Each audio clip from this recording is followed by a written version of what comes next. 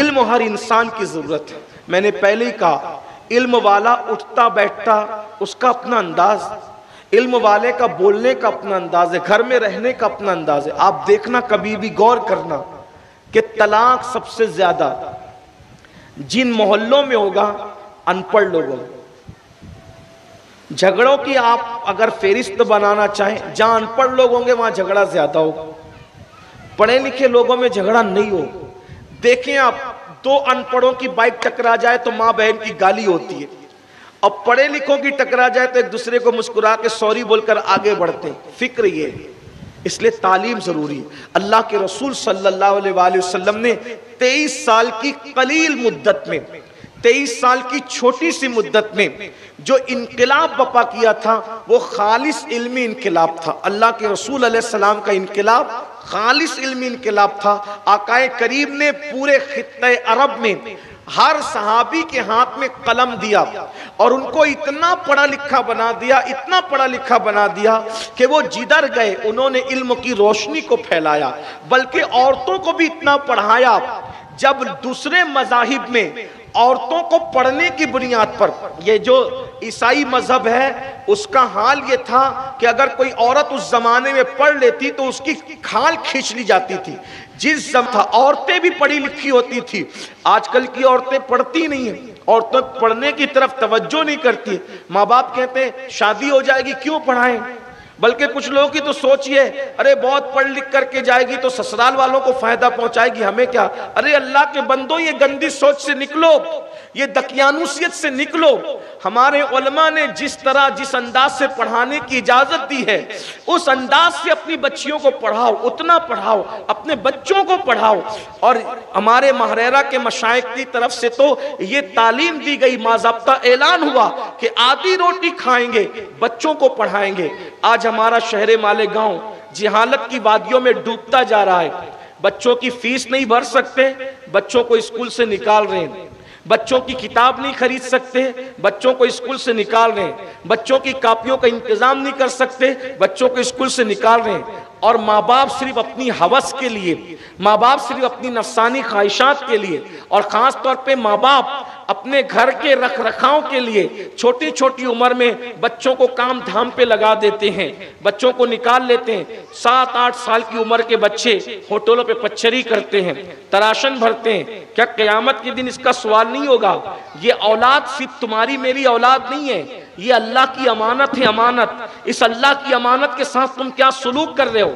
ارے باپ بنے ہو نہیں تھا اس وقت محبوب الہی کی پیاری امی جان نے چرخہ کاٹ کر، جو چرخے کی کٹائی کی پیسے آتے تھے، چرخہ چلانے کے جو پیسے آتے تھے، محبوب الہی کی تعلیم پہ خرچ کرتی تھی. ایک ہفتے تک محبوب الہی کو فاقے سے رکھواتی تھی اور ان کی تعلیم کا انتظام کرتی تھی.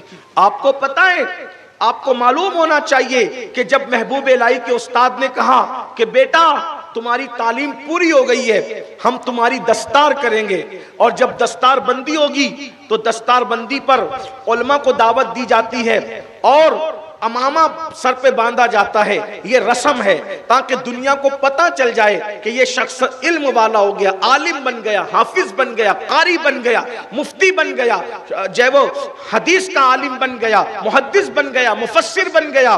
تو یہ اعلان کے لیے ایک تقریب ہوتی ہے دستار بندی کی.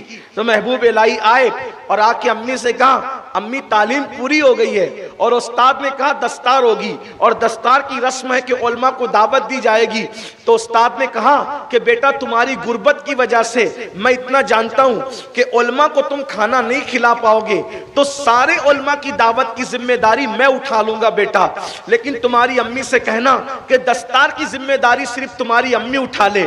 تو حضرت محبوب الہی کی امی نے کہا تمہارے استاد سے کہو کہ کچھ دن مہلت دے دے، دستار ابھی نہیں کرنا ہے، دستار کچھ دنوں کے بعد کرنا ہے. تو محبوب الہی کے استاد نے پوچھا بیٹا دستار میں تو لوگ جلدی کرتے ہیں، تم دستار میں تاخیر کیوں کر رہے ہو؟ تو اس وقت محبوب الہی نے عرض کیا استاد امی جان کہتی ہیں کہ میں چرخہ چلا کر کے گھر کا انتظام اور تعلیم کا انتظام کرتی ہوں دن میں. اب چونکہ نظام الدین کے لیے دستار خریدنی ہے تو میرے پاس دستار خریدنے کو پیسے نہیں ہیں، تو دن میں چرخہ چلاؤں گی اور گھریلو انتظام کروں گی، اور رات کو چرخہ چلا کر میں اپنے ہاتھ سے اپنے بیٹے کی دستار تیار کروں گی، دستار کا امامہ میں اپنے ہاتھ سے تیار کروں گی، اس لیے کچھ دن کی مہلت دے دو۔ اس انداز سے اس بیوہ خاتون نے اپنے بیٹے کو پڑھایا، اسی نظام الدین کو جس ماں نے چرخہ کاٹ کر کے پڑھایا، اسے دنیا نے محبوب الہی سلطان المشائخ کی شکل میں دیکھا، اور آج بھی دلی کے سینے پر محبوب الہی صرف آرام ہی نہیں کر رہے ہیں بلکہ روحانیت کے اعتبار سے پورے دلی پر حکومت کرتے نظر آ رہے ہیں۔ یہ ان ماؤں کا حوصلہ تھا۔ آج مائیں صرف شادیوں میں الجھ کے رہ گئی، آج مائیں صرف وہ سیریلوں میں الجھ کر رہ گئی، آج مائیں صرف جھگڑے میں تیری میری میں الجھ کے رہ گئی۔ اس کے گھر بیٹھو اس کی غیبت کرو، اس کے گھر جاؤ سیریل کی باتیں کرو، اس کے گھر جاؤ فلمیں کی باتیں کرو، اس کی بہو نے تو ایسا کیا، اس کی ننن نے ویسا کیا، اور اس کے یہاں تو یہ اور اس کے یہاں تو وہ، بس ایک گھر کی لڑائی چار گھر میں، اسی میں پورا وقت جاتا ہے۔ اپنے بچوں کے مستقبل کا کب سوچے گی یہ بہنیں؟ میری بہنوں، غوث پاک کی امی کی طرح سوچو، محبوب الہی کی امی کی طرح سوچو، بابا فرید الدین کی امی کی طرح سوچو کہ تم لوگ فضول کاموں کے لیے پیدا نہیں ہوئی ہو، اپنے وقت کا تم بھی صحیح استعمال کرو۔ اگر تمہارا شوہر غریب ہے تو کچھ گھر میں بیٹھ کر کے ایسی محنت کے کام کرو، کچھ کام کاج گھریلو طور پر کرو، گھر میں بیٹھ کے بھی عورتیں کچھ کام کاج کر سکتی ہے، اس سے روپیہ جمع کرو، اس سے پیسے جمع کرو، بچوں کو پڑھاؤ، اس لیے کہ ایک بچہ پڑھاؤ گے تو کم سے کم تمہاری 7 نسلوں سے جہالت ختم ہو جائے گی۔